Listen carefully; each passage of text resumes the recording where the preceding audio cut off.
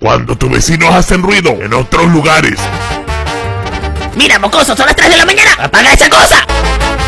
¡Ay, Dios mío! ¡Policía! ¡Ah, véngase para acá! Espera, ¿y tú qué haces aquí? ¡Mira, animal, los vecinos están tratando de dormir, caballero! ¡En mi casita! ¿Acaso ese animal no duerme? ¡Ay, hijo, llama a la policía! Ah, por fin paz y tranquilidad. ¿Pero qué? ¡Mamá, el policía está bailando! ¡Quédate aquí, yo me encargo! Por fin va a haber tranquilidad. ¡Mamá!